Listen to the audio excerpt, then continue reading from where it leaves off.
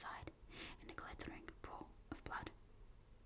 When I went to move him, it became at once apparent that he had received some terrible injuries. There seemed none of that unity of purpose between parts of his body which marks even lethargic sanity. As the face was exposed, I could see that it was horribly bruised, as though it had been beaten against the floor. Indeed, it was from the face wounds that the pool of blood originated. The attendant, who was kneeling beside the body, said to me, as we turned him over, "I think, sir, his back is broken. See, both his right arm and leg and the whole side of his face are paralyzed." How such a thing could have happened puzzled the attendant beyond measure. He seemed quite bewildered, and his brows were gathered in as he said, "I can't understand the two things. He could mark his face like that by beating his own head on the floor. I saw a young woman do it once at the Ebersfield Asylum before anyone could lay hands on her. And I suppose he might have broken his neck by falling out of bed if he got in an awkward kink. But for the life of me, I can't imagine how the two things occurred. If his back was broke, he couldn't beat his head, and if his face was like that before the fall out of bed, there would be marks of it." I said to him, "Go to Dr. Van Helsing and ask him to kindly come here at once. I want him without an instant delay." The man ran off, and within a few minutes the professor, in his dressing gown and slippers, appeared. When he saw Renfield on the ground, he looked keenly at him a moment, and then turned to me. I think he recognized my thought in my eyes, for he said very quietly, manifestly for the ears of the attendant, "Ah, a sad accident. He will need very careful watching and much attention. I shall stay with you myself, but I shall first dress myself. If you will remain, I shall in a few minutes join you." The patient was now breathing stertorously, and it was easy to see that he had suffered some terrible injury. Van Helsing returned with extraordinary celerity, bearing with him a surgical case. He had evidently been thinking, and had his mind made up, for, almost before he looked at the patient, he whispered to me, "Send the attendant away.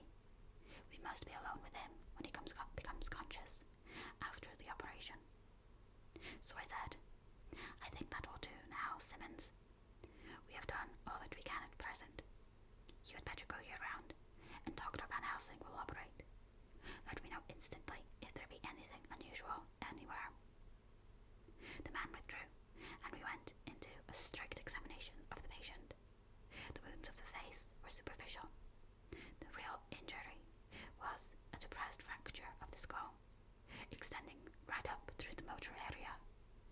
The professor thought a moment and said, "We must reduce the pressure and get back to normal conditions as far as can be. The rapidity of this fusion shows the terrible nature of his injury. The whole motor area seems affected. The suffusion of the brain will increase quickly, so we must intervene at once, or it may be too late." As he was speaking, there was a soft tapping at the door. I went over and opened it, and found in the corridor without Arthur and Quincy, in pajamas and slippers. The former spoke. "I heard your man call up Dr. Van Helsing and tell him of an accident, so I woke Quincy, or rather, called for him as he was not asleep. Things are moving too quickly and too strangely for sound sleep for any of us these times. I've been thinking that tomorrow night we'll not see things as they have been. We'll have to look back and forward a little more than we have done. May we come in?" I nodded and held the door open till they had entered. Then I closed it again. When Quincy saw the attitude and state of the patient, he noted the horrible pool on the floor. He said softly, "My God, what has happened to him? Poor devil." I told him briefly, and added that we expected he would recover consciousness after the operation.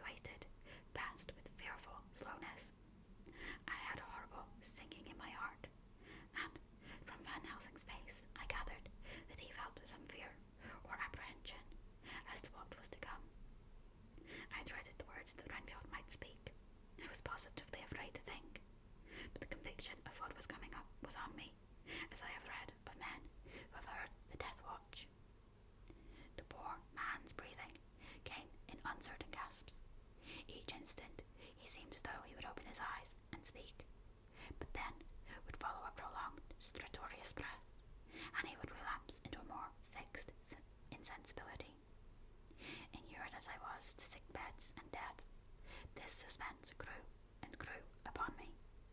I could almost hear the beating of my own heart, and the blood surging through my temples sounded like blows from a hammer. The silence finally became agonizing. I looked at my companions, one after another, and saw from their flushed faces and damp brows that they were enduring equal torture. There was a nervous suspense over us all, as though overhead some dread bell would peal out powerfully when we should least expect it. At last, there came a time when it was evident that the patient was sinking fast. He might die at any moment. I looked up at the professor and caught his eyes fixed on mine. His face was sternly set as he spoke. There is no time to lose. His words may be worth many lives. I have been thinking so as I stood here. It may be there is a soul at stake. We shall operate just above the ear. Without another word, he made the operation. For a few moments, the breathing continued to be stertorous. Then there came a breath so prolonged that it seemed as though it would tear open his chest. Suddenly his eyes opened and became fixed in a wild, helpless stare. This was continued for a few moments. Then it softened into a glad surprise, and from the lips came a sigh of relief. He moved convulsively, and as he did so, said, "I'll be quiet, doctor. Tell them to take off the straitwaistcoat. I have had a terrible dream, and it has left me so weak that I cannot move. What's wrong with my face? It feels all swollen, and it smarts dreadfully." He tried to turn his head, but even with the effort, his eyes seemed to grow glassy again, so I gently put it back. Then Van Helsing said in a quiet, grave tone, "Tell us your dream, Mr. Renfield." As he heard the voice, his face brightened. Through its mutilation, he said, "That is Dr. Van Helsing. How good it is for you to be here. Give me some water. My lips are dry, and I shall try to tell you. I dreamed." He stopped and seemed fainting.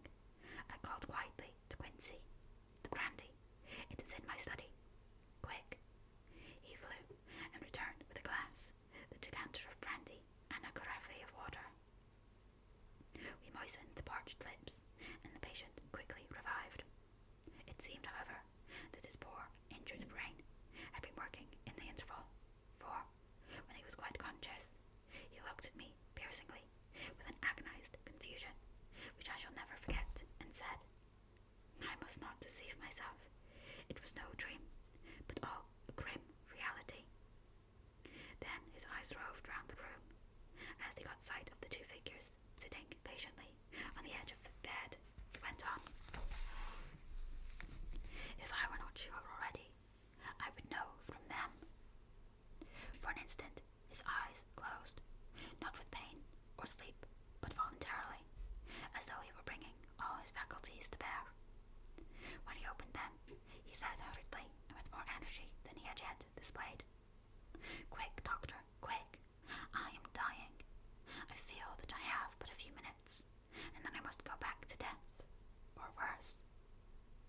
Wet my lips with brandy again. I have something that I must say before I die, or before my poor crushed brain dies anyhow. Thank you. It was that night after you left me, when I implored you to let me go away. I couldn't speak then, for I felt my tongue was tied, but I was as sane then, except in that way, as I am now. I was in an agony of despair for a long time after you left me. It seemed hours. Then there came a sudden peace to me. My brain seemed to become cool again, and I realized where I was. I heard the dogs bark behind our house, but not where he was. As he spoke, Van Helsing's eyes never blinked, but his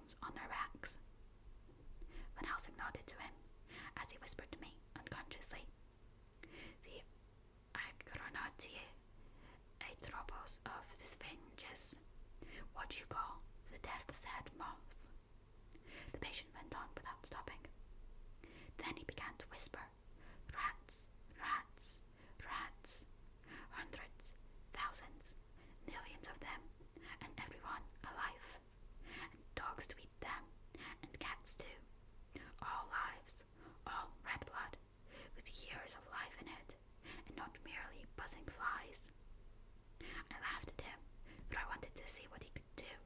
Then the dogs howled, away beyond the trees, in his house. He beckoned me to the window. I got up and looked out, and he raised his hands and seemed to call out, without using any words. A dark mass spread over the grass, coming on like the shape of a flame of fire, and then he moved the mist to the right and left, and I could see that there were thousands of rats with their eyes blazing red, like his, only smaller. He held up his hand, and they all stopped, and I thought he seemed to be saying, "All these lives will I give you, aye, and many more, and greater, through countless ages, if you will fall down and worship me." And then a red cloud, like the colour of blood, seemed to close over my eyes, and before I knew what I was doing, I found myself opening the sash and saying to him, "Come in, Lord and Master." The rats were all gone, but he slid into the room through the sash, though it was only open an inch wide, just as the moon herself has often come in through the tiniest crack, and stood before me in all her size and splendour. His voice was weaker, so I moistened his lips with the brandy again, and he continued, but it seemed as though his memory had gone on working in the interval, for his story was further advanced. I was about to call him back to the point, but Van Helsing whispered to me, "Let him go on. Do not interrupt him. He cannot go back, and maybe could not proceed at all if once he lost the thread of his thought." He proceeded. All day I waited to hear from him, but he did not send me anything, not even a blowfly, and when the moon got up, I was pretty angry with him. When he slid in through the window, though it was shut, and did not even knock, I got mad with him. He sneered at me, and his white face looked out of the mist, with his red eyes gleaming, and he went on as though he owned the whole place, and I was no one. He didn't even smell the same as he went by me. I could have told him I thought that, somehow, Mrs. Harker had come into the room. The two men sitting on the bed stood up and came over, standing behind him so that he could not see them, but where they could hear better. They were both silent, but the professor started and quivered. His face, however, grew grimmer and sterner still. Renfield went on without noticing.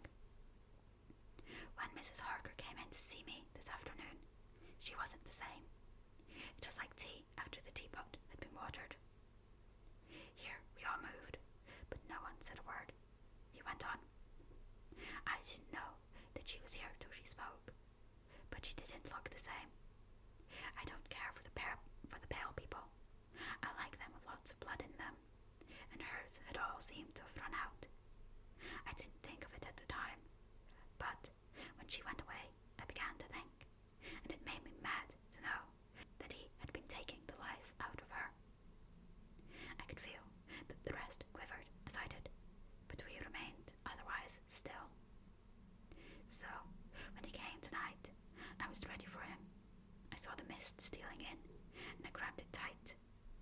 I had heard that madmen have unnatural strength, and as I knew I was a madman, at times anyhow, I resolved to use my power. Aye, and he felt it too, for he had to come out of the mist to struggle with me. I held tight, and I thought I was going to win, for I didn't mean him to take any more of her life, till I saw his eyes. They burned into me, and my strength became like water. He slipped through it, and when I tried to cling to him, he raised me up and flung me down. There was a red cloud before me, and a noise like thunder, and the mist seemed to steal away under the door. His voice was becoming fainter, and his breath more stertorous. Van Helsing stood up instinctively. "We know the worst now," he said. "He is here, and we know his purpose. It may not be too late. Let us be armed, the same as we were the other night, but lose no time. There is not an instant to spare." There was no need to put our fear, nay, our conviction, into words.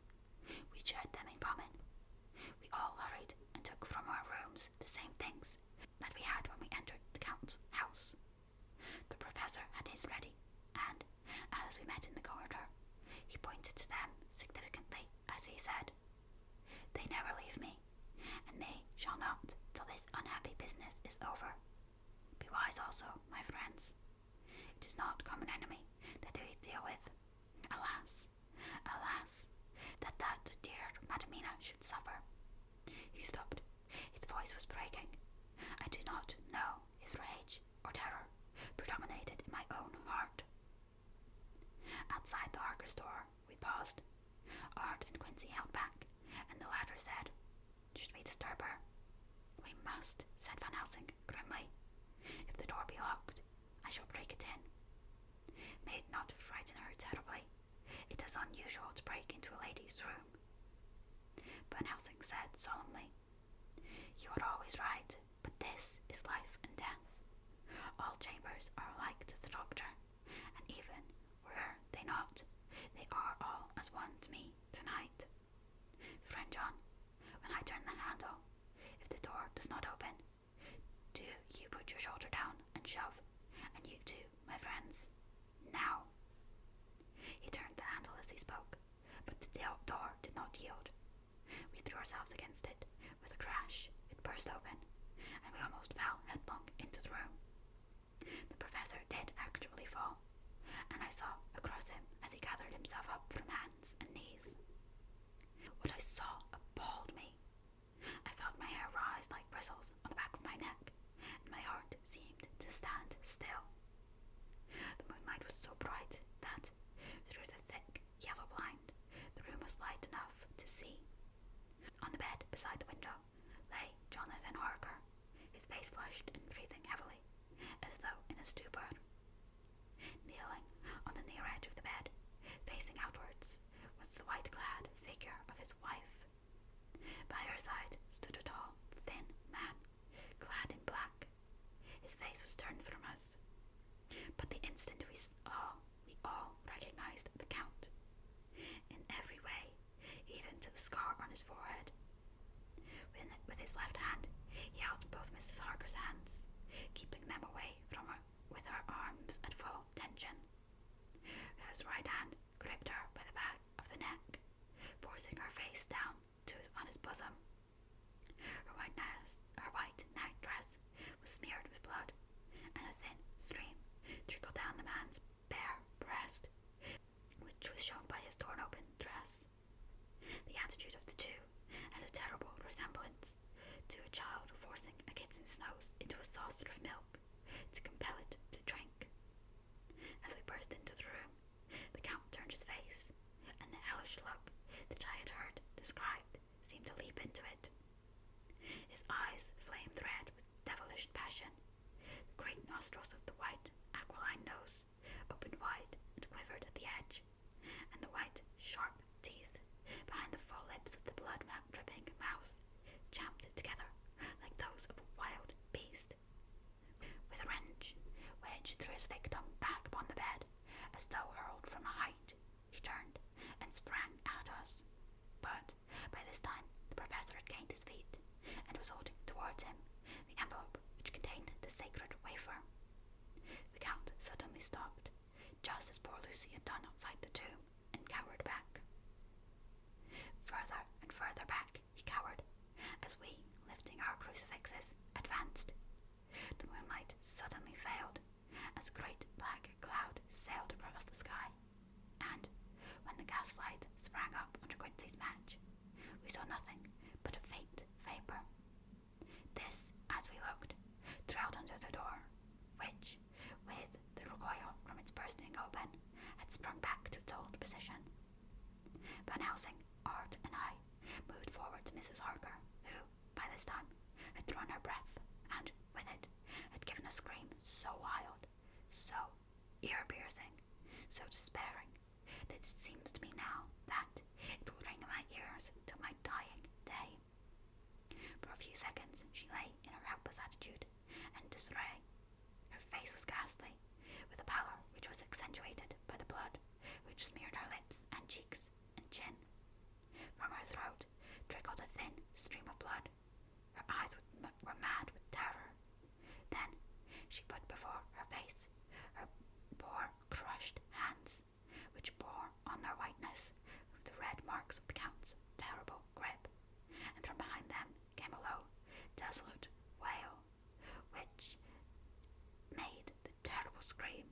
seem only the quick expression of an endless grief. Van Helsing stepped forward and drew the coverlet gently over her body, whilst Art, after looking at her face for an instant despairingly, ran out of the room. Van Helsing whispered to me, "Jonathan is in a stupor, such as we know the vampire can produce. We can do nothing with poor Madam Mina for a few moments till she recovers herself, and must wake him." He tipped the end of a towel in cold water, and with it began to flick him on the face, his wife all the while holding her face between her hands and sobbing in a way that was heartbreaking to hear. I raised the blind and looked out of the window.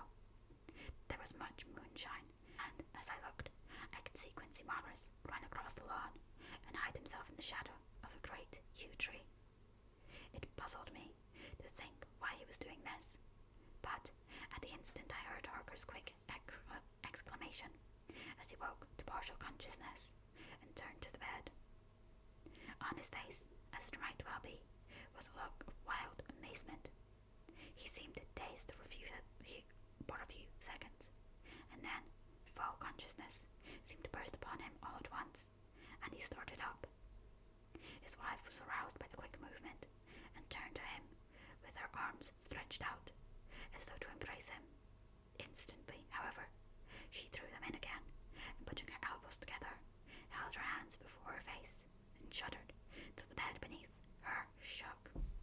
"In God's name, what does this mean?" Harker cried out. "Dr. Seward, Dr. Van Helsing, what is it? What has happened? What is wrong? Mina dear, what is it? What does that blood mean? My God, has it come to this?" And, raising himself to his knees, he beat his hands wildly together. "Good God, help us! Help her! Oh, help her!" With a quick movement, he jumped from bed and began to pull on his clothes. All the man in him awake at the need for an instant exertion. "What has happened? Tell me all about it," he cried without pausing. "Dr. Van Helsing, you love Mina, I know. Oh, do something to save her. It cannot have gone too far yet. Guard her while I look for him." His wife, through her terror and horror and distress, saw some sure danger to him. Instantly forgetting her own grief, she seized hold of him and cried out, "No, no, Jonathan, you must not leave me. I have suffered enough tonight, God knows, without the dread of his harming you. You must stay with me. Stay with these friends who will watch over you." Her expression became frantic as she spoke, and he, yielding to her, she pulled him down, sitting on the bedside, and clung to him fiercely. Van Helsing and I tried to calm them both. The professor held up his little golden crucifix and said with a wonderful calmness, "Do not fear, my dear, we are here, and whilst this is close to you, no foul thing can approach. You are safe for tonight, and we must be calm and take counsel together." She shuddered and was silent, holding down her head on her husband's breast. When she raised it, his white knight's robe was stained with blood where her lips had touched, and where the thin, open wound in her neck had sent forth drops. The instant she saw it, she drew back with a low wail and whispered amidst choking sobs, "Unclean, unclean! I must touch him or kiss him no more. Oh, that it should be, that it is I who am now his worst enemy, and whom he may have most cause to fear." To this he spoke out resolutely. "Nonsense, Mina. It is a shame to me to hear such a word. I would not hear it of you, and I shall not hear it from you. May God judge me by my deserts, and punish me with more bitter suffering than even this hour, if, by any act or will of mine, anything ever come between us." He put out his arm and folded her to his breast, and for a while she lay there sobbing. He looked at us over her bowed head, with eyes that blinked damply above his quivering nostrils. His mouth was set as steel. After a while, her sobs became less frequent and more faint, and then he said to me, speaking with a studied calmness which I felt tried his nervous patient his nervous power to the utmost. And now, Dr. Seward, tell me all about it. Too well I know the broad fact. Tell me all that has tell me all that has been. I told him exactly what had happened, and he listened with seeming impassiveness. But his nostrils twitched, and his eyes blazed as I told him how the ruthless hands of the Count had held his wife in that terrible and horrid position, with her mouth to the open wound in his breast. It interested me even at that moment to see that, whilst the face of white, sad passion worked convulsively over the bowed head, the hands tenderly and lovingly stroked the ruffled hair. Just as I had finished, Quincy and Godalming knocked at the door. They entered in obedience to our summons. Van Helsing looked at me questioningly. I understood him to mean if we were to take advantage of their coming, to divert, if possible, the thoughts of the unhappy husband and wife from each other and from themselves. So, a nodding acquiescence to him, he asked them what they had seen or done, to which Lord Godalming answered, I could not see him anywhere in the passage, or in any of our rooms. I looked in the study, but though he had been there, he had gone. He had, however. He stopped suddenly, looking at the poor, dripping figure on the bed. Van Helsing said gravely, Go on, friend Arthur. We want hear no more concealments. Our hope now is in knowing all. Tell freely. So Art went on. He had been there, and though it could have only been for a few seconds, he had made rare hay of the place. All the manuscripts had been buried, and the blue flames were flickering amongst the white ashes. The cylinders of your phonograph, too, were thrown on the fire, and the wax had helped the flames. Here, I interrupted. Thank God, there is the other copy in the safe. His face lit for a moment, but fell again as he went on. I ran downstairs then, but could see no sign of him. I looked into Renfield's room, but there was no trace there, except... Again he paused. Go on, said Harker hoarsely. So he bowed his head, and moistening his lips with his tongue, added, Except that the poor fellow is dead.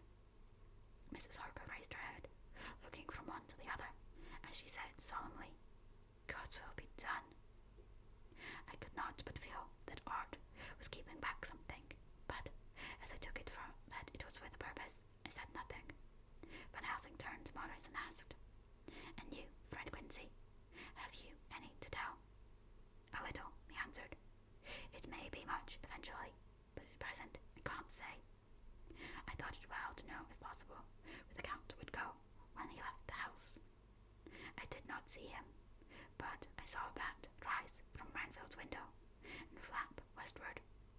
I expected to see him in some shape go back to Carfax, but he evidently sought some other lair.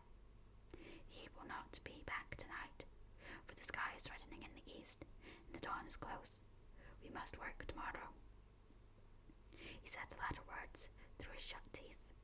For a space of perhaps a couple of minutes there was silence, and I could fancy that I could hear the sound of our hearts beating.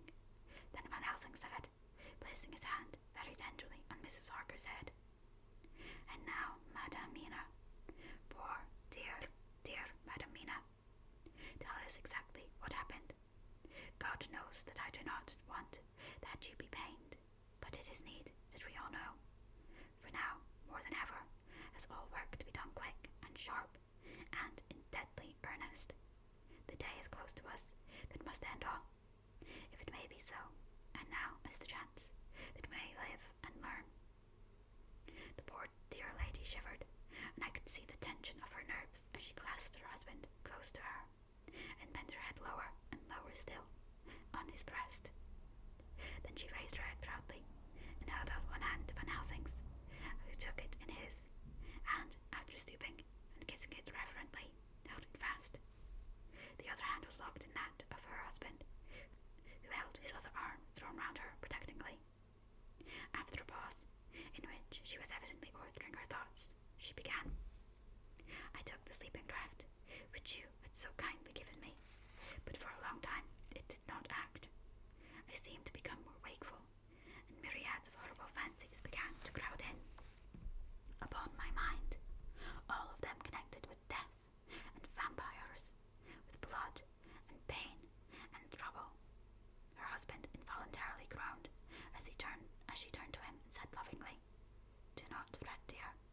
You must be brave and strong, and help me through the horrible task. If you only knew what an effort it is to me to tell you this fearful thing at all, you would understand how much I need your help. Well, I saw what I must try to help the medicine to its work with my will, if it was to do me any good. So I resolutely sent myself to sleep. Sure enough, sleep must have soon have come to me, for I remember no more. Jonathan, coming in, had not wakened me, for he lay by my side when next I remember. There was in the room the same thin, white mist that I had before noticed, but I forget now. If you know of this, you will find it in my diary, which I shall show you later. I felt the same vague terror which had come to me before, and the same sense of some presence. I turned to wake Jonathan, but found that he had slept so soundly that it seemed as if it was he who had taken the sleeping draught, and not I. I tried, but I could not wake him. This caused me a great fear, and I looked round, terrified. Then, indeed, my heart sank within me, beside the bed, as if he had stepped out of the mist, or rather, as if the mist turned into his figure, for it had entirely disappeared, stood a tall, thin man, all in black. I knew him at once from the description of the others. The waxen face, the high aquiline nose, on which the light fell in a thin white line, the parted red lips, with the sharp white teeth showing between, and the red eyes that I had seemed to see in the sunset on the window of St. Mary's Church at Whitby. I knew, too, the red scar on his forehead, where Jonathan had struck him. For an instant, my heart stood still, and I would have screamed out, only that I was paralyzed. In the pause, he spoke in a sort of keen, cutting whisper, pointing as he spoke to Jonathan. Silence! If you make a sound, I shall take him and dash his brains out before your very eyes. I was appalled, and was too bewildered to do or say anything. With a mocking smile, he placed one hand upon my shoulder, and, holding me tight, bared my throat with other, saying as he did so, "First, a little refreshment to reward my exertions. You may as well be quiet. It is not the first time, or the second, that your veins have appeased my thirst." I was bewildered, and strangely enough, I did not want to hinder him. I suppose it is a part of the horrible curse that such is when his touch is on his victim. And oh, my God, pity me. He placed his reeking lips upon my throat. Her husband groaned again. She clasped his hand harder and looked at him pityingly, as if he were the injured one, and went on. I felt my strength fading away, and I was in a half swoon. How long this horrible thing lasted, I know not, but it seemed that a long time must have passed before he took his foul, awful, sneering mouth away. I saw it drip with the fresh blood. The remembrance seemed for a while to overpower her, and she drooped, and would have sunk down but for her husband's sustaining arm. With a great effort she recovered herself, and went on. Then he spoke to me mockingly. "And so you, like the others, would play your brains against mine. You would help these men to hunt me, and frustrate me in my designs. You know now, and they know in part already, and will know in full before long, what it is to cross my path. They should have kept their energies for use closer to home, whilst they played wits against me who command nations and intrigued for them, and fought for them hundreds of years before they were born. I was countermining them, and you, their best beloved one, are now to me flesh of my flesh, blood of my blood, kin of my kin, my bountiful winepress for a while, and shall be later on my companion and my helper. You shall be avenged in turn, for not one of them but shall minister to your needs. But as yet, you are to be punished for what you have done. You have aided in thwarting me. Now you shall come to my call. When my brains say come to you,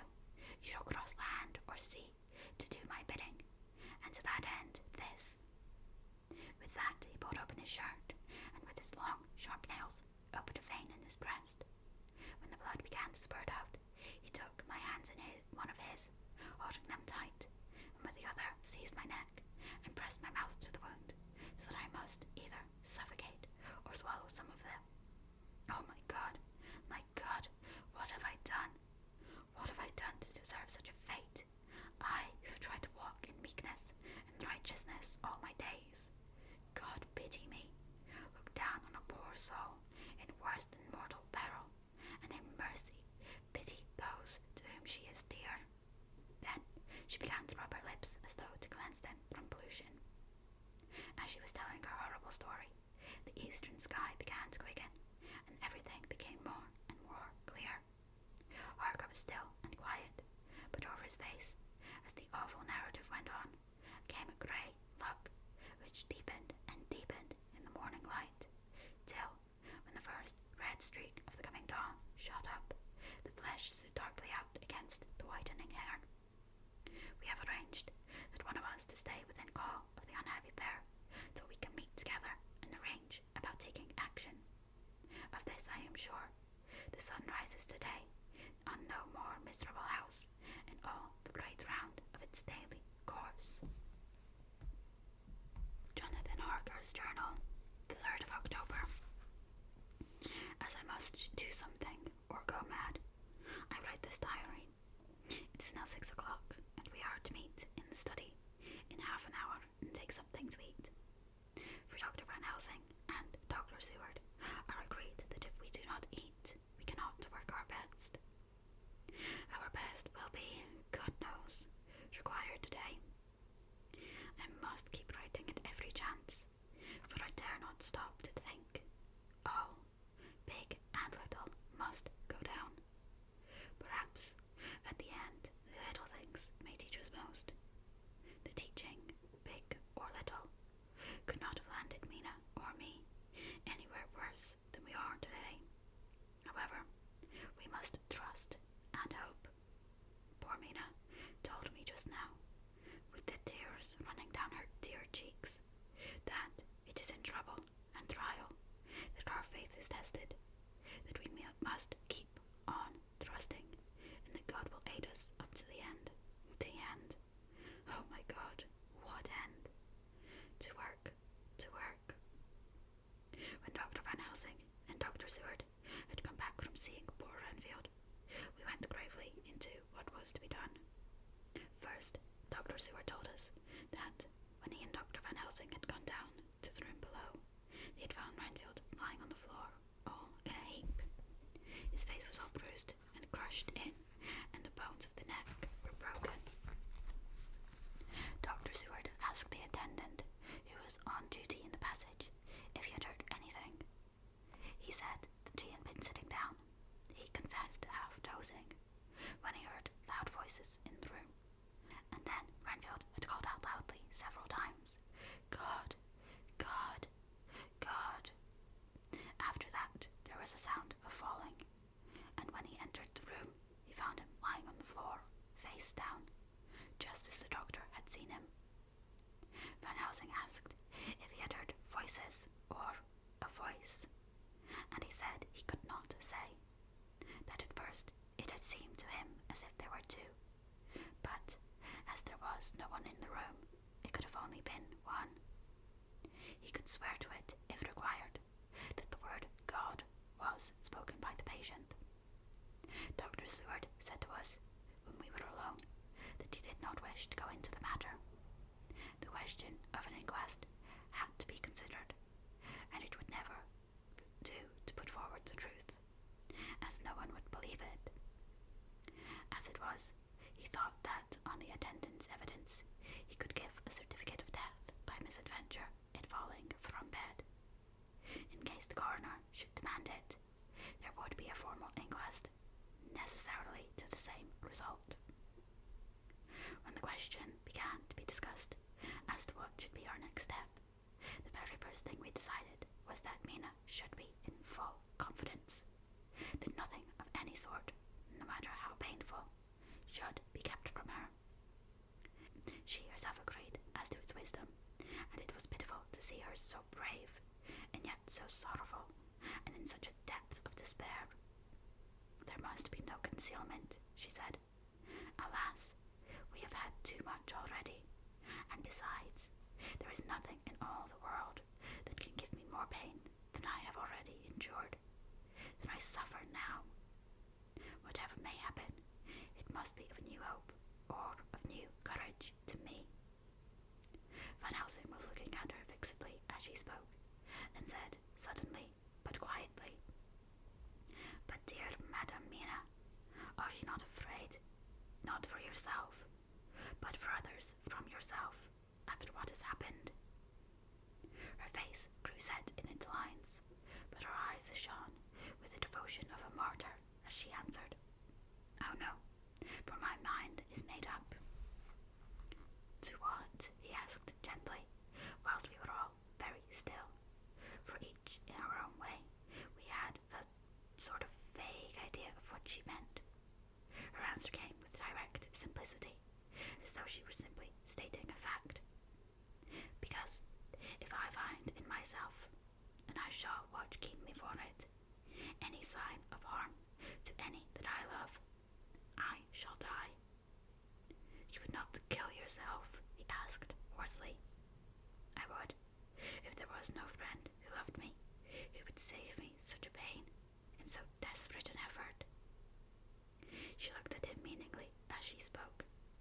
He was sitting down, but now he rose and came close to her and put his hand on her head as he said solemnly, "My child, there is such an one, if it were for your good. For myself, I could hold it in my account with God to find such a euthanasia for you, even at this moment, if it were best. Nay, were it safe. But my child—" For a moment he seemed choked, and a great sob rose in his throat. He gulped it down and went on.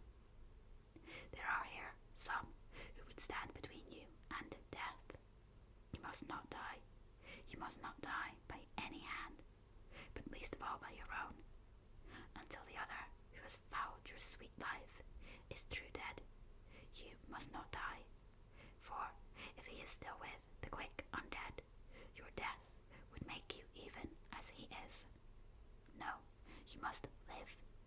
You must struggle and strive to live, though death would seem a boon unspeakable. You must fight death himself, though he come to you in pain or in joy, or the night, in safety or in peril.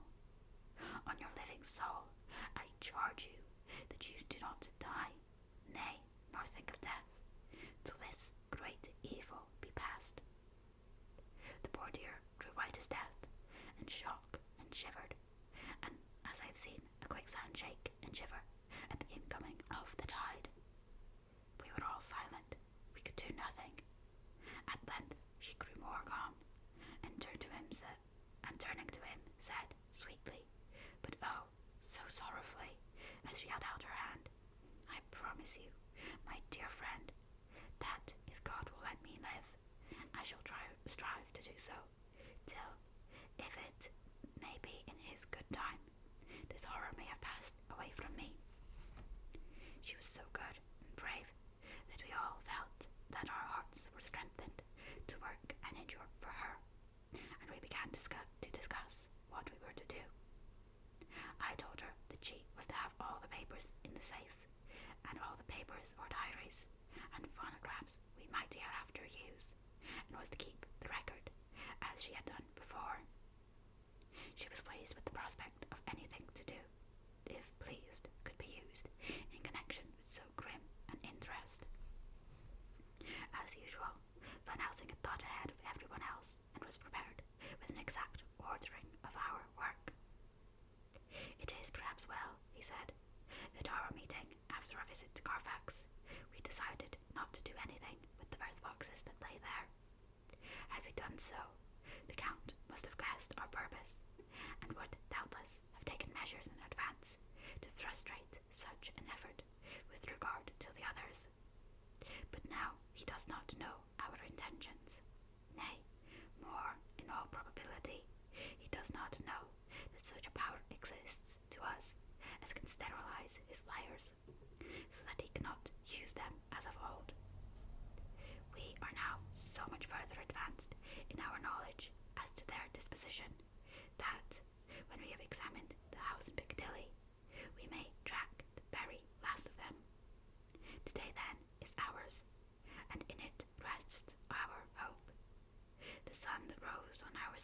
morning guards us in its course until it sets tonight. That monster must retain whatever form he now has. He is confined within the limitations of his earthly envelope. He cannot melt into thin air, nor disappear through cracks or chinks or crannies. If he go through a doorway, he must open the door like a mortal. And so we have this day to hunt out all his lairs and sterilize them.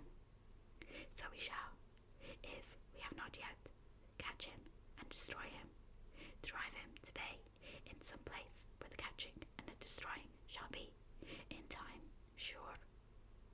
Here I started up, for I could not contain myself at the thought that the minutes and seconds so preciously laden with Mina's life and happiness were flying from us, since, whilst we talked, action was impossible.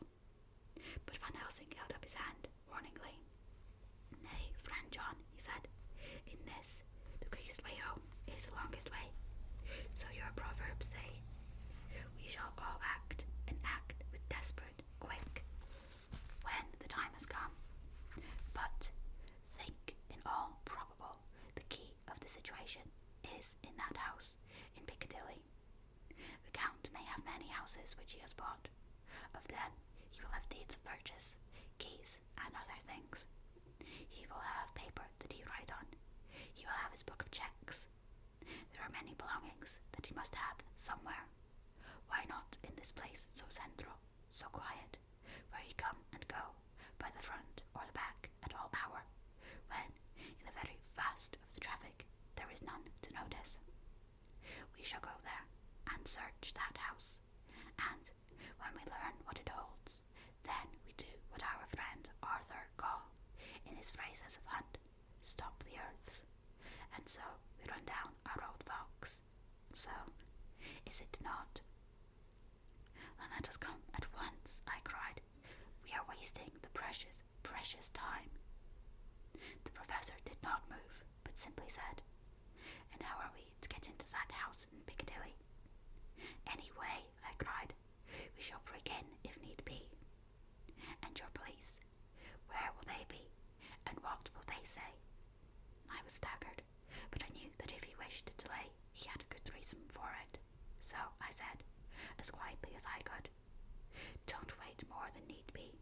You know, I am sure, what torture I am in." "Ah, my child, that I do. And indeed, there is no wish of me to add to your anguish. But just think, what can we do until all the world be at movement?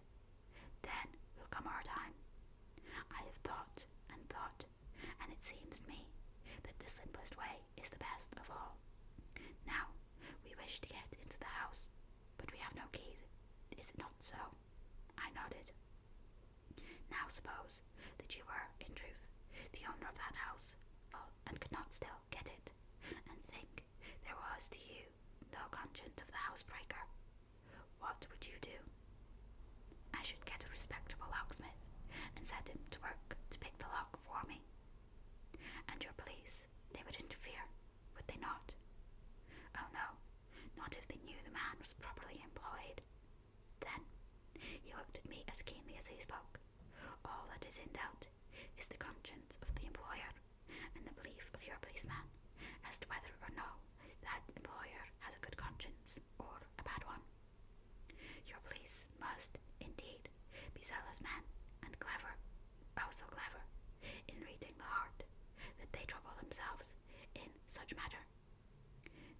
No, my friend Jonathan, you go take the lock off 100 empty house in this your London, or of any city in the world, and if you do it as such things are rightly done, and at the time such things are rightly done, no one will interfere.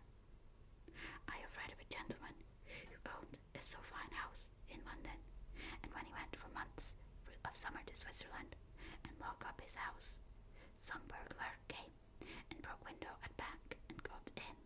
Then he went and made open the shutters in front and walk out and in through the door, before the very eyes of the police.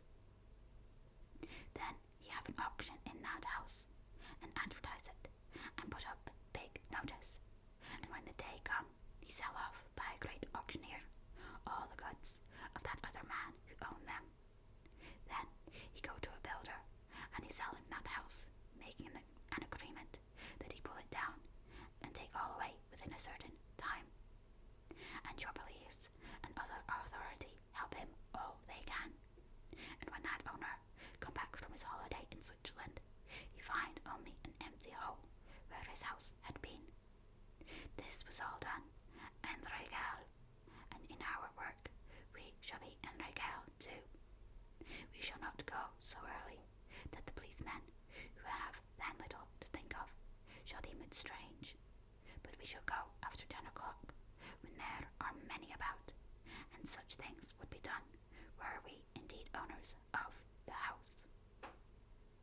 I could not but see how right he was, and the terrible despair of Mina's face became relaxed a thought. There was hope in such good counsel. Van Helsing went on. When once within that house, we may find more clues. At any rate, some of us can remain there, whilst the rest find the other places, where there be more earth boxes, at Bermondsey and Mile End. Lord Godalming stood up. I can be of some use here, he said. I shall write to my people to have horses and carriages, where they will be most convenient. Look here, old fellow, said Morris. It is a capital idea to have all ready in case we want to go horsebacking. But don't you think that one of your snappy carriages, with its heraldic adornments, in a byway of Walworth or Mile End, would attract too much attention for our purposes? It seems to me that we ought to take cabs when we go south or east, and even leave them somewhere near the neighbourhood we are going to. Friend Quincy is right, said the professor. His head is what you call in plain with the horizon.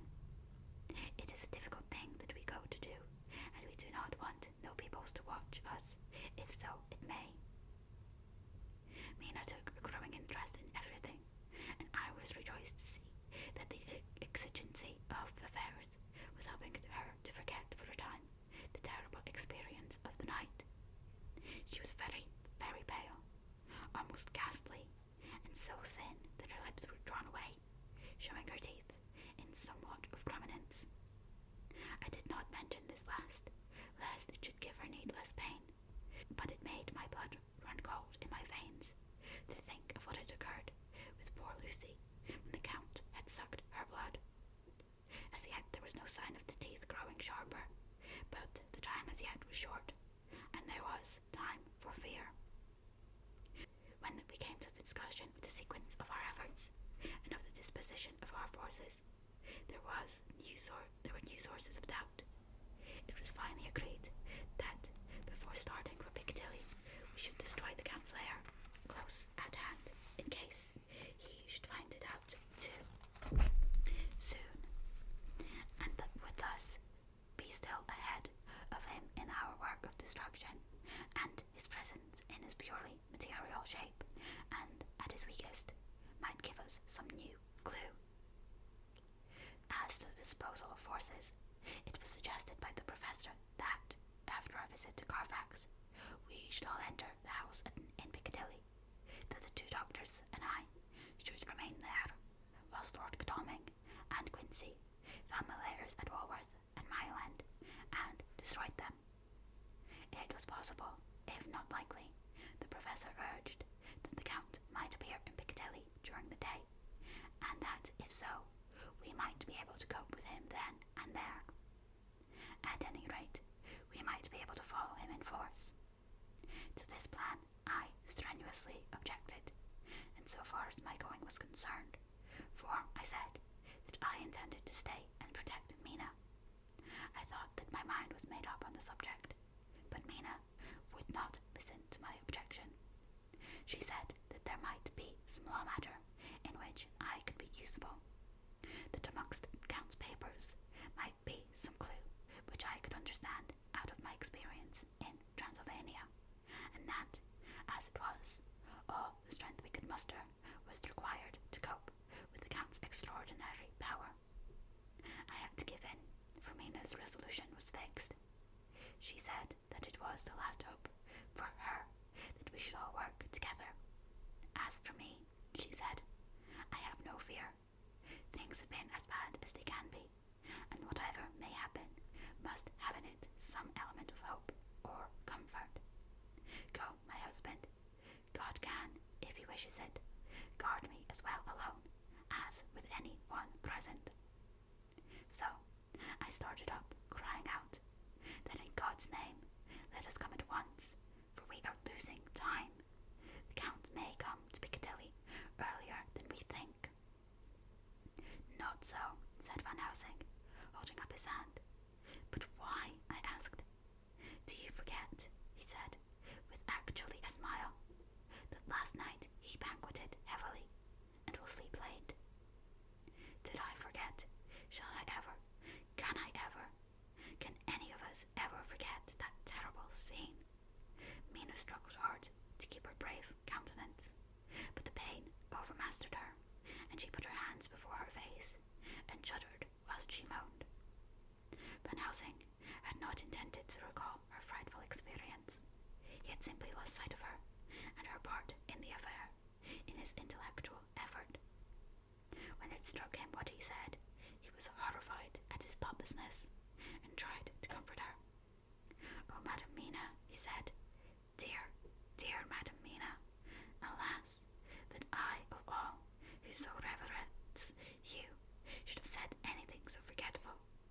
These old stupid old lips of mine, with this stupid old head, do not deserve so. But you will forget it, will you not? He bent low beside her as he spoke. She took his hand, and looking at him through her tears, said hoarsely, No, I shall not forget, for it is well that I remember, and with it I have so much in memory of you that is sweet, that I take it all together. Now, you must all be going soon. Breakfast is ready, and we must all eat, that we may be strong. Breakfast was a strange meal to us all. We tried to be cheerful and encourage each other, but Mina was the brightest and most cheerful of us. When it was over, Van Helsing stood up and said, Now, my dear friends, we go forth to our terrible enterprise. We are all armed, as we were on that night when first we visited our enemy's lair, armed against ghostly as well as carnal attack, we all assured him. Then it is well. Now, Madam Mina, you are in any case quite safe here until the sunset, and before then we shall return. If we shall return. But before we go, let me see you armed against personal attack. I have myself, since you came down, prepared your chamber by the placing of things which we know, so that he may not enter. Now let me guard yourself.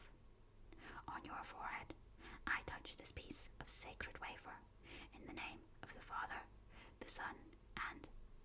There was a fearful scream, which almost froze our hearts to hear. As he had placed the wafer on Mina's forehead, it had seared it, had burned into the flesh, as though it had been a piece of white, hot metal. My poor darling's brain had told her the significance of the fact as quickly as her nerves received the pain of it, and the two so overwhelmed her that her overwrought nature had its voice in that dreadful scream. But the words to her thought came quickly. The echo of the scream had not ceased to ring in the air when there came the reaction, and she sank on her knees on the floor in an agony of abasement, pulling her beautiful hair over her face as the leper of old his mantle. She wailed out, Unclean, unclean, even the Almighty shuns my polluted flesh. I must bear this mark of shame upon my forehead until the judgment day. They all paused. I had thrown myself beside her in an agony of helpless grief, and putting my arms around her, held her tight. For a few minutes our sorrowful hearts beat together, whilst the friends around us turned away, their eyes ran tears silently. Then Van Helsing turned and said gravely, so gravely that I could not help feeling that he was in some way inspired, and was stating things outside himself. It may be that you may have to bear that mark till God himself see fit, as he most surely shall on the judgment day, to redress all wrongs of the earth and of his children that he has placed thereon. And oh, Madam Mina, my dear, may we who love you be there to see, when that red scar, the sign of God's knowledge of what has been, shall pass away, and leave your forehead as pure as the heart we know. For so surely as we live, that scar shall pass away, when God sees right to lift the burden that is hard upon us. Till then, we bear our cross, as his Son did in obedience to his will. It may be that we are chosen instruments of his good pleasure, and that we ascend to his bidding, as that other through stripes and shame, through tears and blood, through doubts and fears, and all that makes the difference between God and man. There was hope in his words, and comfort, and they made resignation. Mina and I both felt so, and simultaneously we each took one of the old man's hands and bent over and kissed it. Then, without a word, we all knelt down together, and all holding hands, swore to be true to each other. We men pledged ourselves to raise the veil of sorrow from the head of her, whom, each in his own way, we loved, and we prayed for help and guidance in the terrible task which lay before us. It was then time to start, so I said farewell to Mina, a parting which neither of us shall forget to our dying day, and we set out. To one thing I have made up my mind. If we find out that Mina must be a vampire in the end, then she shall not go into that unknown and terrible land alone. I suppose it is thus that in old times one vampire meant many, just as their hideous bodies could only rest in sacred earth, so the holiest love was the recruiting sergeant for their ghastly ranks. We entered Carfax without trouble, and found all things the same as on the first occasion. It was hard to believe that amongst so prosaic surroundings of neglect and dust and decay, there was any ground for such fear as we already knew.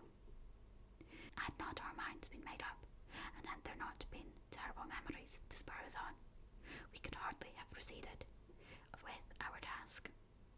We found no papers or any sign of use in the house, and in the old chapel the great boxes looked just as they had seen them last.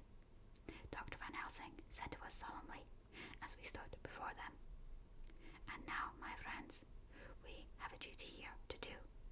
We must sterilize this earth, so sacred of holy memories, that he has brought from a far distant land for such foul use. He has chosen this earth because it has been holy.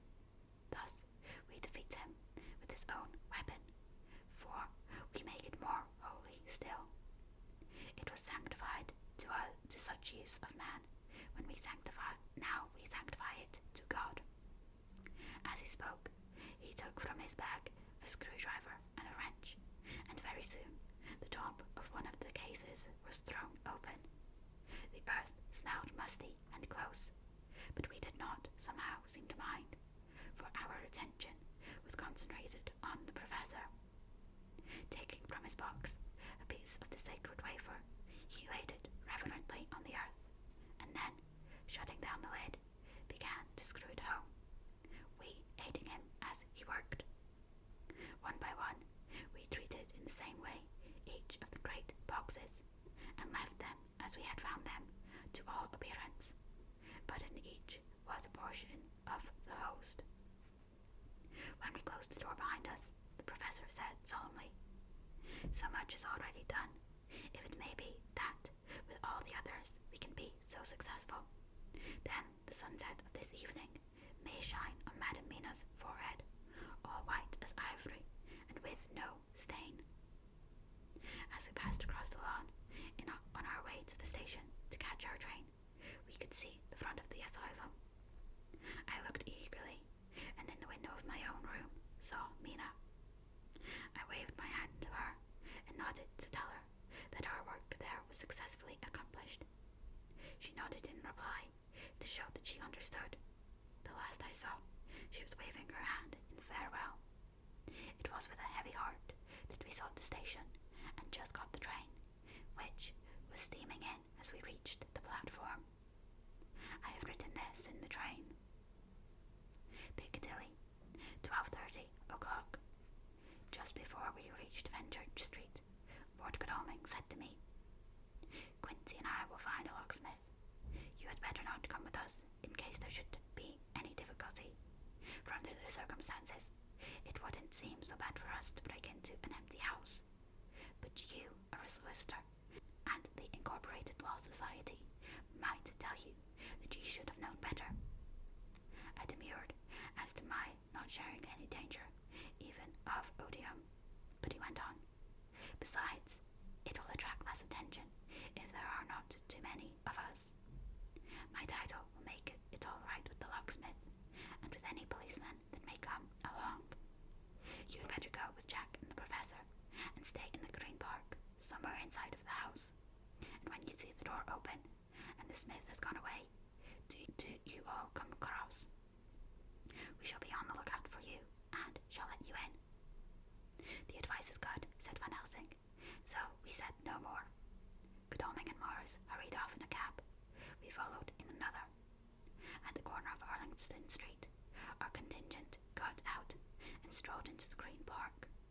My heart beat as I saw the house on which so much of our hope was centred, looking up grim and silent in its deserted condition amongst its more lively and spruce-looking neighbours. We sat down on a bench within good view and began to smoke cigars so as to attract as little attention as possible. The minutes seemed to pass with leaden feet as we waited for the coming of the others.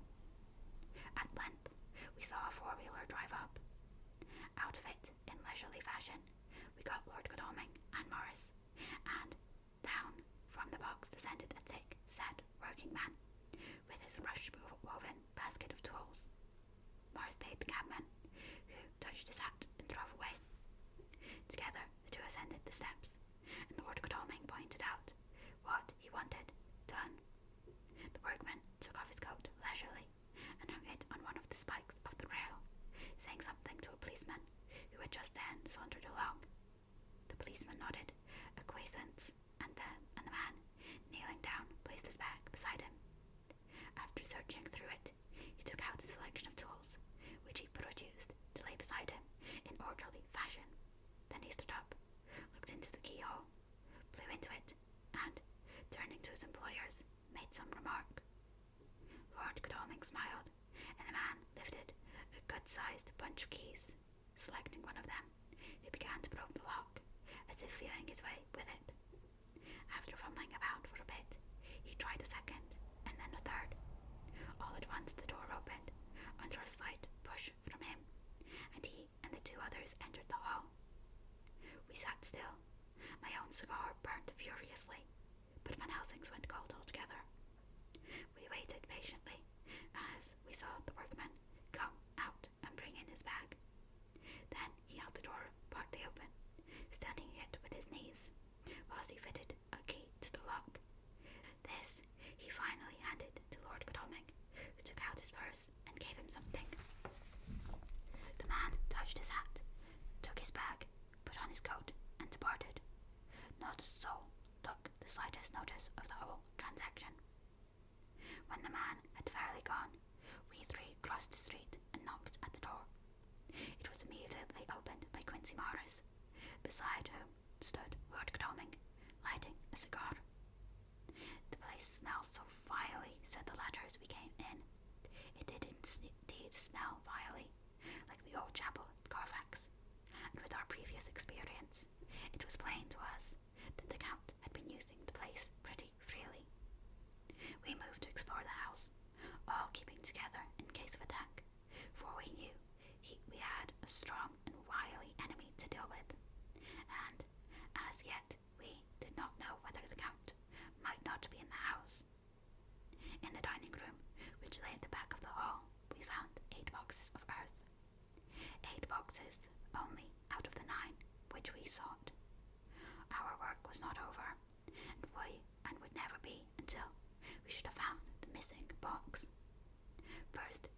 the shutters of the window, which looked out across a narrow, stone-flagged yard at the blank face of a stable, pointed to look like the front of a miniature house.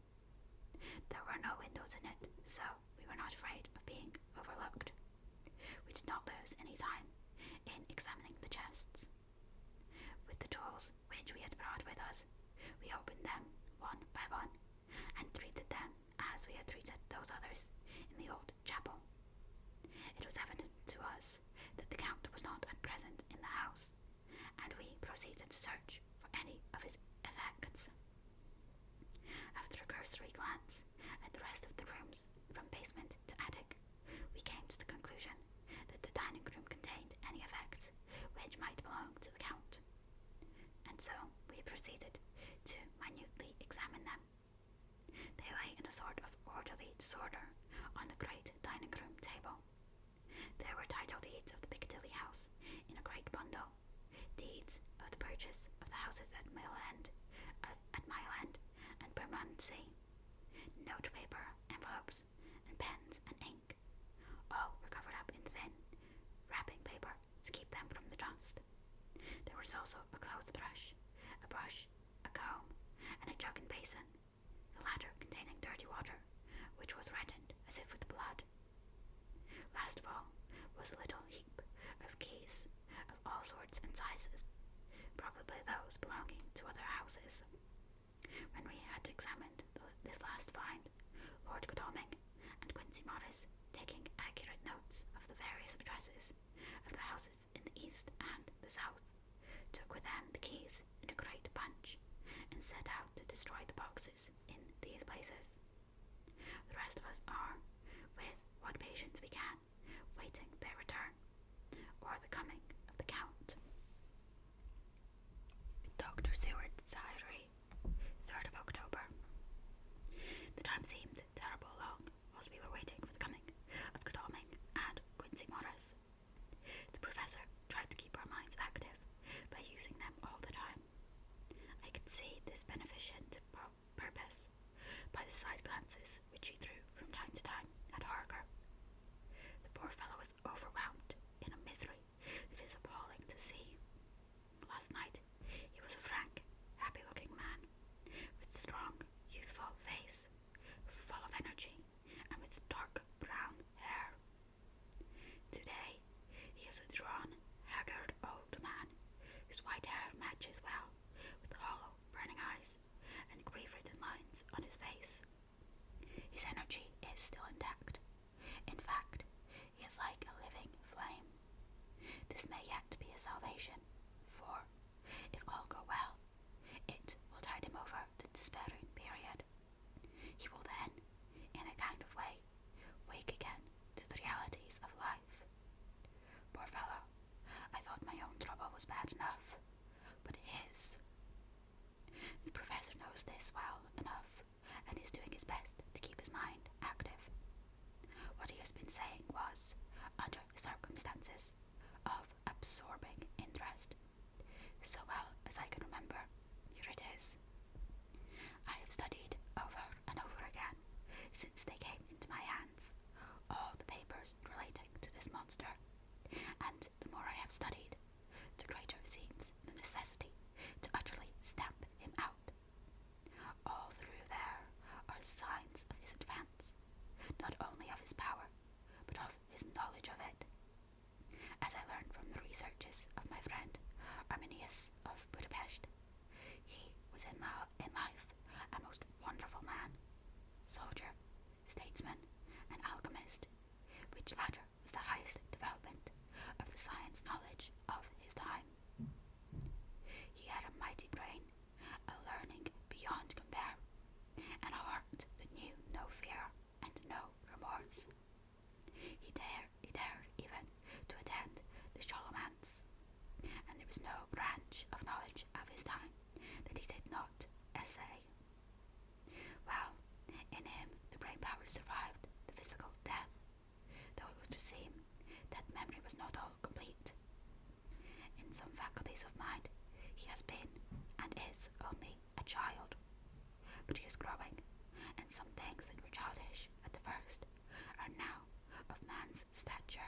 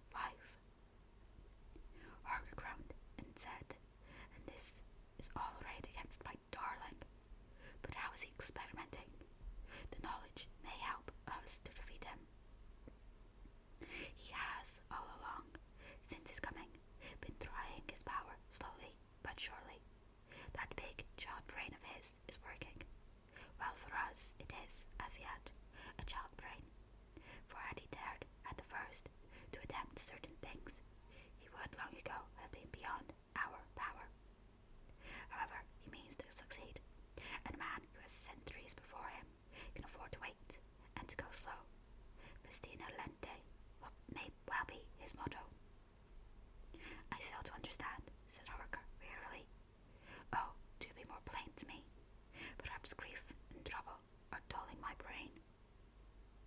The professor laid his hand tenderly on his shoulder as he spoke. Ah, my child, I will be plain. Do you not see how, of late, this monster has been creeping into knowledge experimentally? How he has been making use of this vagus patient to effect his entry into Brenton's home.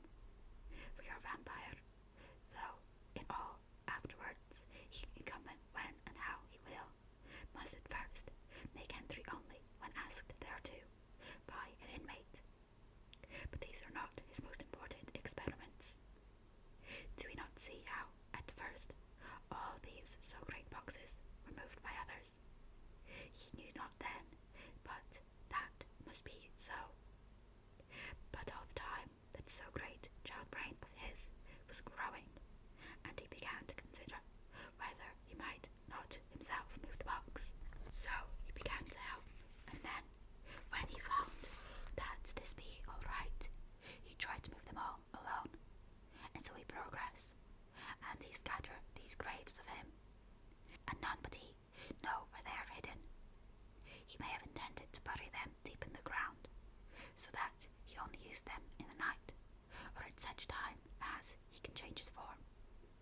They do him equal well, and none may know these are his hiding place.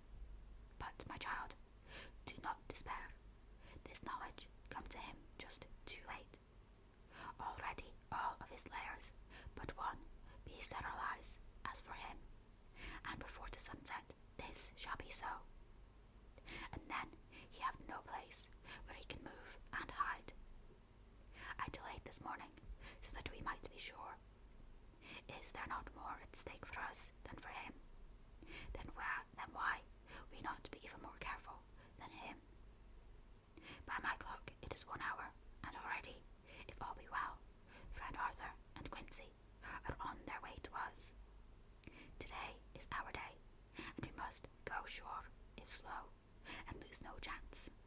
See, there are 5 of us, when those absent ones return.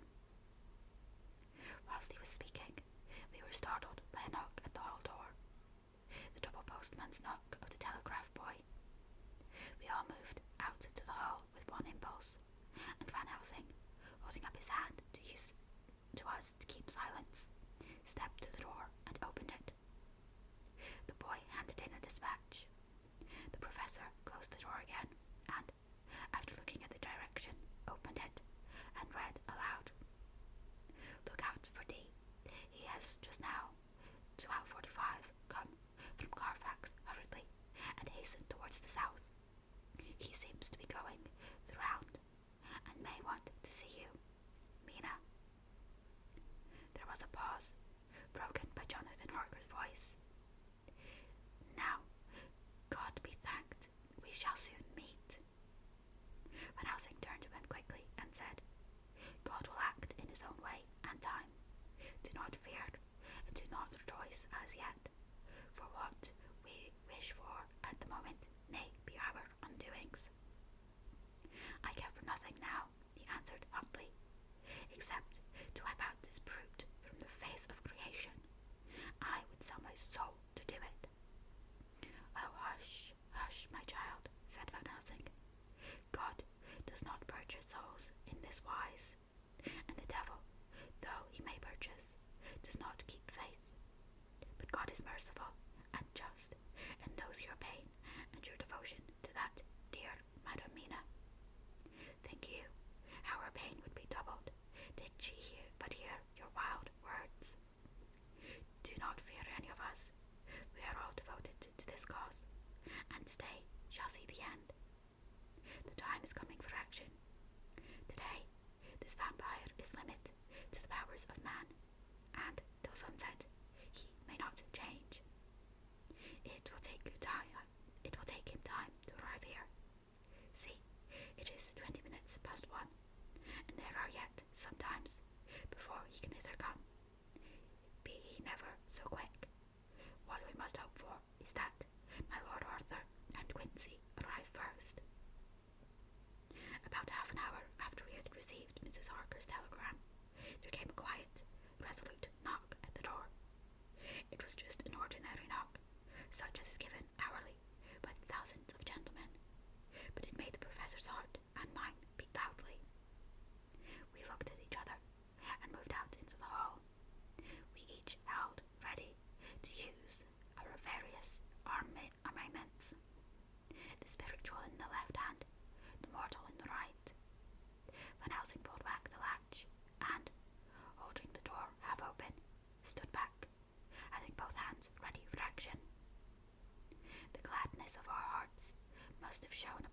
places, when on the step, close to the door, we saw Lord Godalming and Quincey Morris.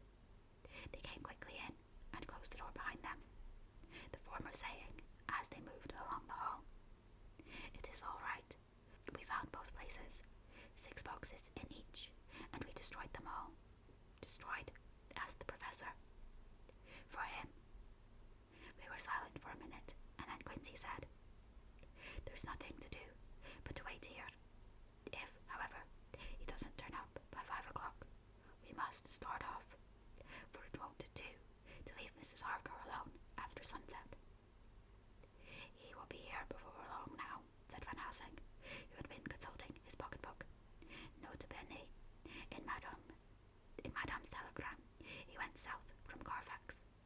That means he went across the river, and he could only do so at slack of tide, which should be something before 1 o'clock. That he went south has a meaning for us.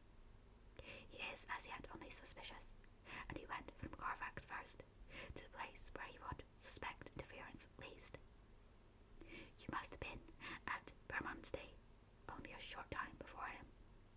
That he is not there already shows that he went to Mile End next. This took him some time, for he would then have to be carried over the river in some way. Believe me, my friends, we shall not have long to wait now. We should have ready some plan of attack, so that we may throw away no chance. Hush, there is no time now. Have all your arms. Be ready." He held up a warning hand as he spoke, for we all could hear a key softly inserted in the lock of the hall door. I could not but admire, even at such a moment, the way in which a dominant spirit asserted itself. In all our hunting parties and adventures in different parts of the world, Quincey Morris had always been the one to arrange the plan of action, and Arthur and I had been accustomed to obey him implicitly. Now the old habit seemed to be renewed instinctively. With a swift glance around the room, he at once laid out our plan of attack, and, without speaking a word, with a gesture, placed us each in position. Van Helsing, Harker, and I were just behind the door, so that, when it was opened, the professor could guard it, whilst we two stepped between the incomer and the door. Godalming behind and Quincey in front stood just out of sight, ready to move in front of the window. We waited in a suspense that made the seconds pass with nightmare slowness. The slow, careful steps came along the hall. The Count was evidently prepared for some surprise. At least he feared it. Suddenly, with a single bound, he leaped into the room, winning away past us before any of us could raise a hand to him. There was something so panther-like in the movement, something so inhumane, that it seemed to sober us all from the shock of his coming. The first to act was Harker, who, with a quick movement, threw himself before the door, leading into the room in the front of the house. As the Count saw us, a horrible sort of snarl passed over his face, showing the eye teeth long and pointed, but the evil smile as quickly passed into a cold stare of lion-like disdain. His expression changed as, with a single impulse, we all advanced upon him.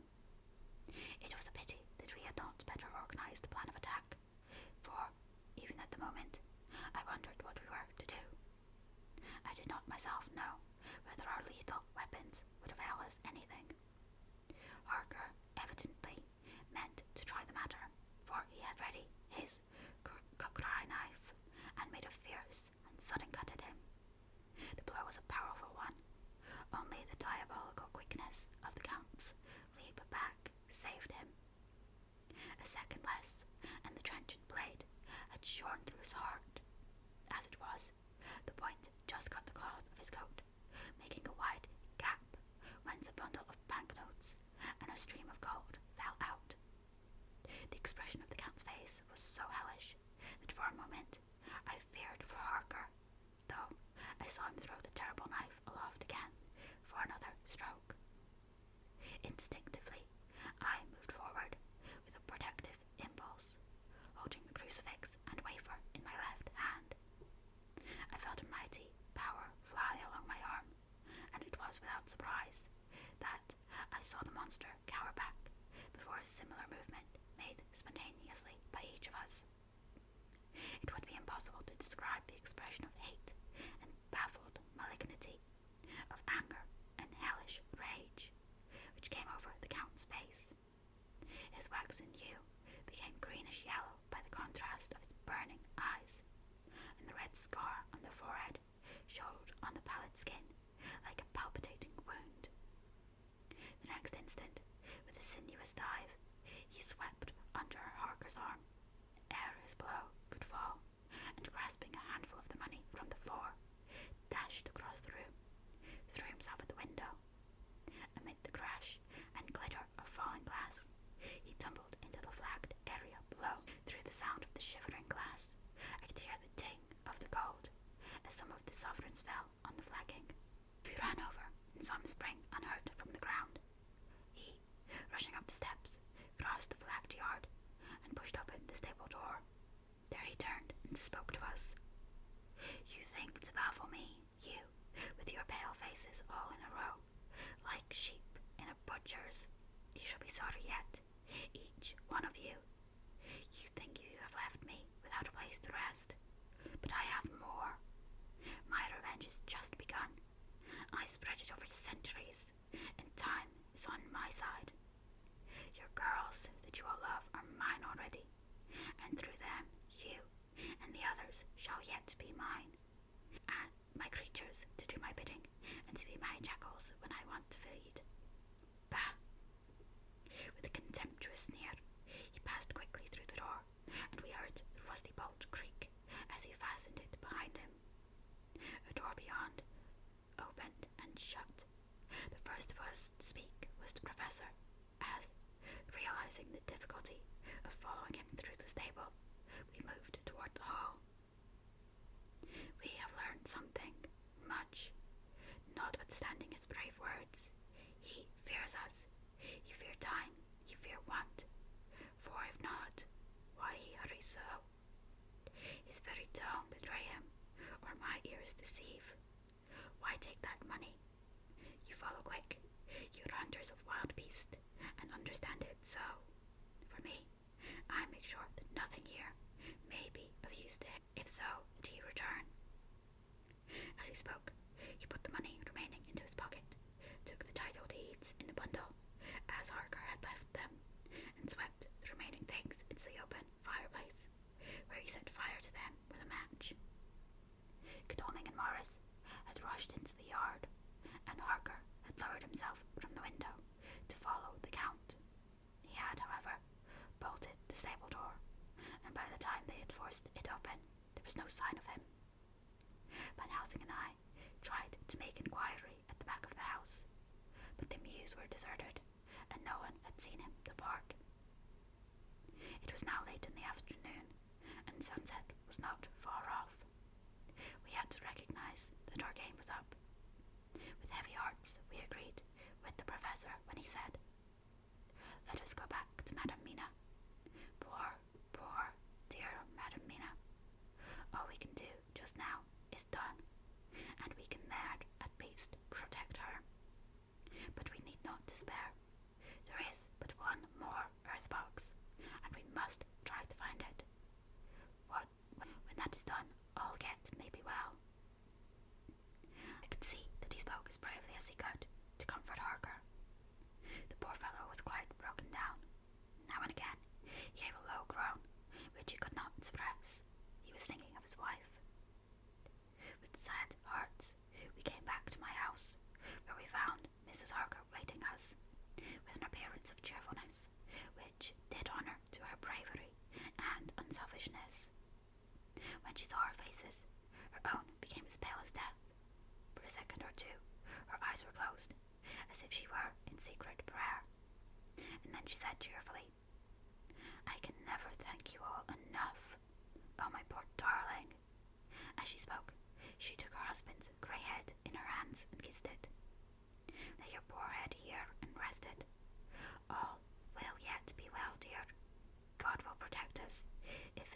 so well it in his good intent. The poor fellow groaned. There was no place for words in his sublime misery. We had a sort of perfunctory supper together, and I think it cheered us all up somewhat. It was perhaps the mere animal heat of food to hungry people, for none of us had eaten anything since breakfast. Or the sense of companionship may have helped us, but anyhow, we were all less miserable, and saw the morrow as not altogether without hope.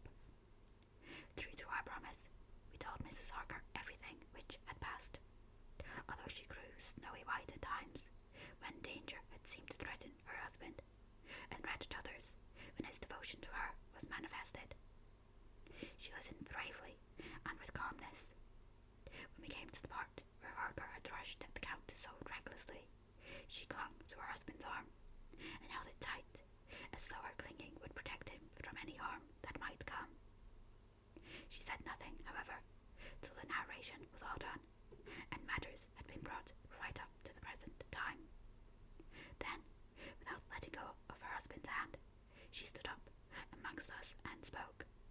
Oh, that I could give any idea of the scene, of that sweet, sweet, good woman, in all the radiant beauty of her youth and animation, with the red scar on her forehead, of which she was conscious, and which we saw with grinding of our teeth, remembering whence, how it came, her loving kindness against our grim hate, her tender faith against all our fears and doubting, and we knowing that so far as simples went, she, with all her goodness and purity and faith, was outcast from God.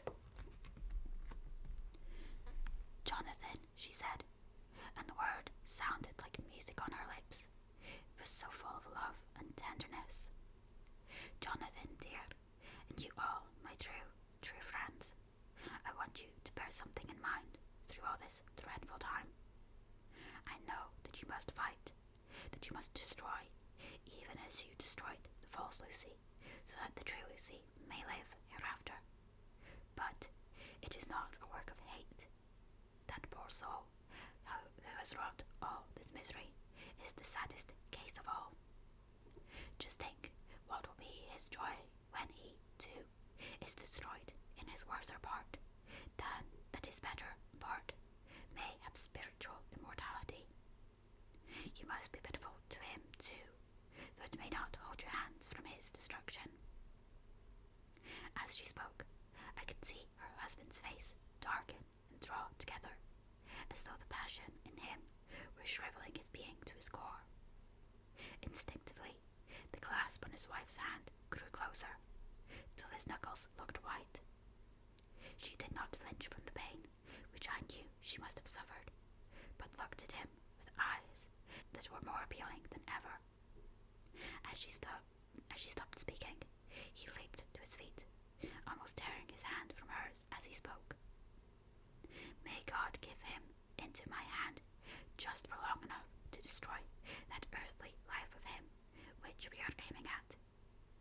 If beyond it I could send his soul forever and ever to burning hell, I would do it. Oh hush, in the name of good God, don't say such things, Jonathan, my husband. You will crush me with fear and horror. Just think, my dear, I have been thinking all this long day of it, that perhaps some day I, too, may need such pity, and that some other like you, and with equal cause for anger, may deny it to me. Oh, my husband, indeed, I would have spared you such a thought had there been another way. But I pray that God may not have treasured your wild words, except as the heartbroken wail of a very loving and sorely stricken man. Oh God, let these poor white hairs go in evidence of what he has suffered, who all his life has done no wrong, and on whom so many sorrows have come. We men were all in tears now. There was no resisting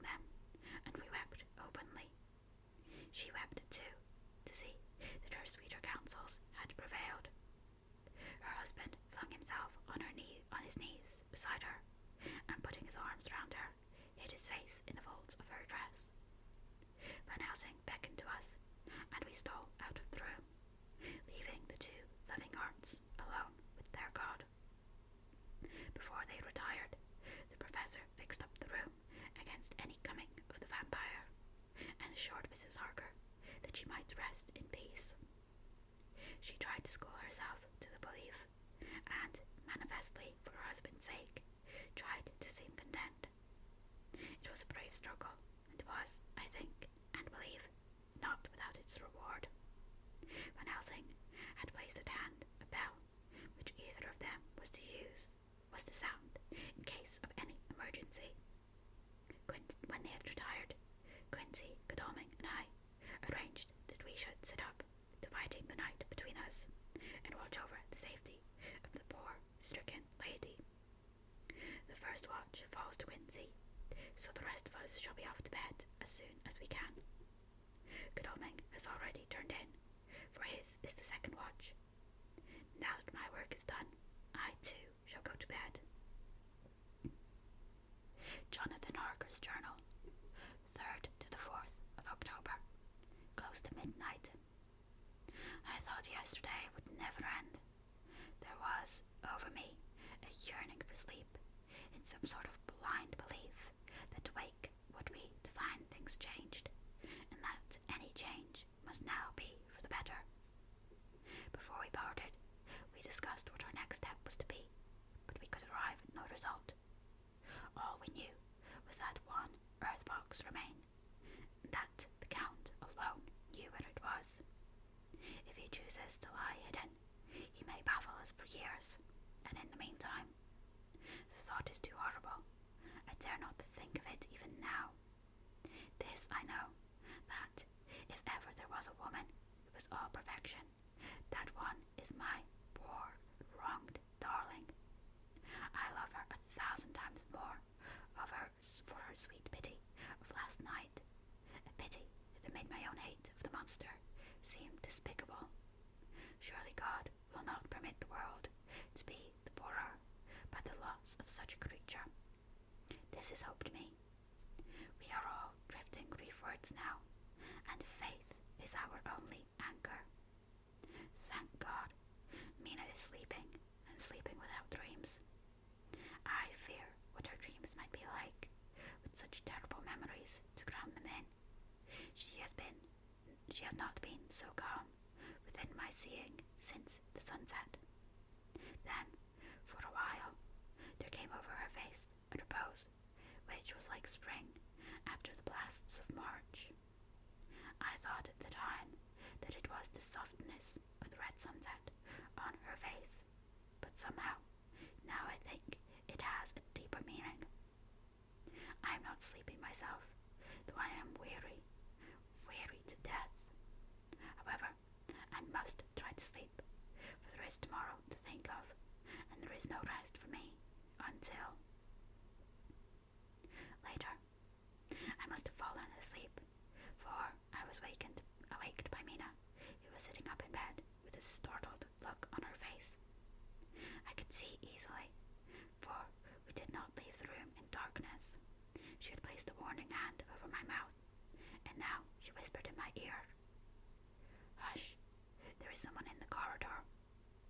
I got up softly and, crossing the room, gently opened the door. Just outside, stretched on a mattress, lay Mr. Morris, wide awake. He raised a warning hand for silence as he whispered to me, "Hush, go back to bed. It is all right. One of us will be here all night. We don't mean to take any chances." His look and gesture forbade discussion, so I came back and told Mina.